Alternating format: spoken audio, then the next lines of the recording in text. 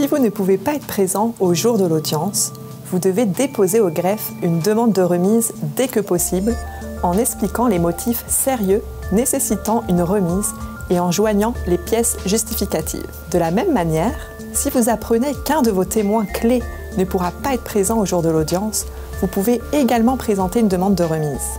Si vous savez déjà que vous serez indisponible à certaines dates, notamment en raison d'un voyage à l'étranger ou d'une chirurgie, vous pouvez en informer le greffe le plus rapidement possible afin que le maître des rôles en tienne compte lorsqu'il fixera la date de l'audience.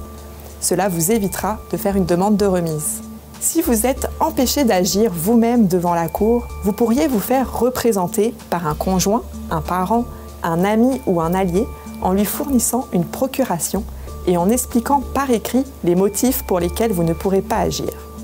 La personne qui vous représentera devra toutefois le faire à titre gratuit. Si vous décidez d'agir de cette manière, il est important de vous assurer que votre témoignage devant le tribunal n'est pas nécessaire puisque la personne qui vous représente ne pourra pas témoigner à votre place. Elle pourra uniquement témoigner à propos des faits dont elle a personnellement eu connaissance. Par exemple, si votre représentant dit au tribunal « La demanderesse m'a dit qu'elle avait vu le défendeur endommager ses biens », il rapporte des faits dont il n'a pas été personnellement témoin et cela constitue du oui-dire.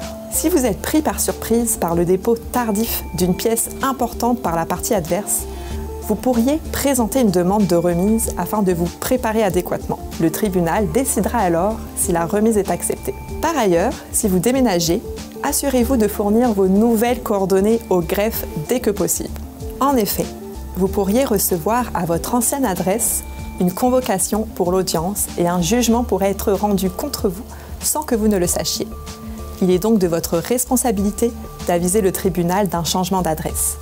Pour cela, il existe un formulaire « Avis de changement d'adresse » que vous retrouverez sur le site internet du ministère de la Justice du Québec.